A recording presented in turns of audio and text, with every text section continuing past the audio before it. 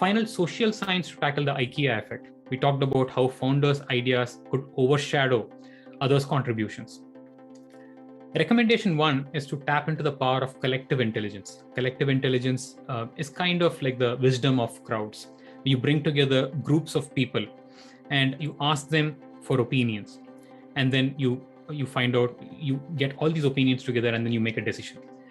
A good example of this is from Google's early days. They set up an internal prediction market where they ask questions like, when would the next release of Gmail go live? What is likely to be the delay, if any?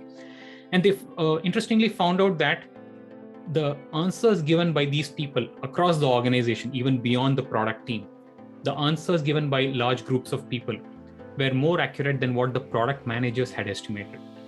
And this is because of a variety of factors, because they see a complete other perspective and other aspects which the product manager may not be looking at. So that's why the wisdom of crowds, the power of collective intelligence is very important. But the wisdom of crowds works only when you have the right crowd.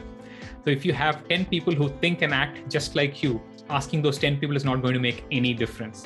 You need to build an open environment where diversity can thrive.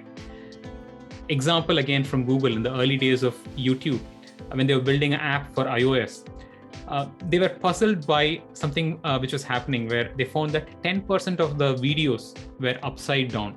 And they were wondering, why would people record the videos upside down? The engineering team was puzzled by that. Eventually, they found out that these were the left-handed users. These are people who had to flip the phone and hold it and click the pictures, click the videos. That's fascinating. Yeah, it is. And not a single member in the engineering team was left-handed. So the complete team had missed it. It's a classic example of when you don't have a diverse team, fresh thinking, you could get blinded by so many viewpoints. Yep.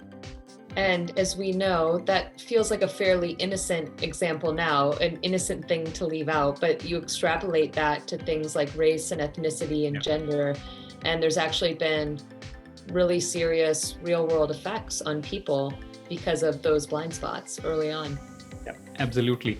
And many of these start as, and which is why these are unconscious bias. Most of these are not by design, but because you don't have the considerations as part of the design, as part of the organization, the team structure, eventually when they impact people, they could have very serious consequences.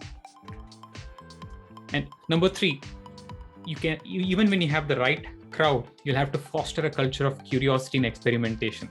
So you need to tap into the wisdom of crowds, make sure you have the right crowd, and you have to make sure that the crowd can speak up and share the right viewpoints. And if you're wondering how could a bootstrapped startup or startup with little resources spend so much on experimentation, we went through this journey early on. In the first couple of years, we set aside some time as part of engagements to do some experimentation in projects. But eventually, when we looked at once a few years later, once we standardized our processes, we didn't have that luxury.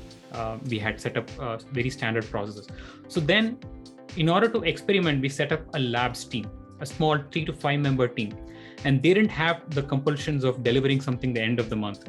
So this was an investment we had done. And we enabled the team to pick projects, experiments, which align with the organization's vision.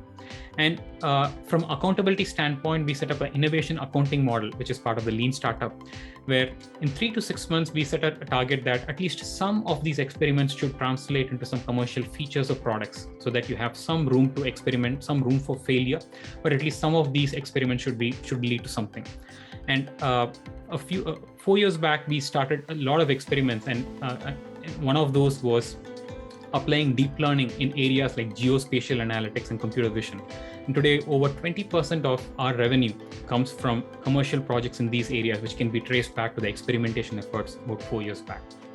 So that's how bootstrap startups with low resources can do it. And there are various ways to do it. You could have your own team, you could set up partnerships with other organizations, with universities, and there are various creative ways to do it.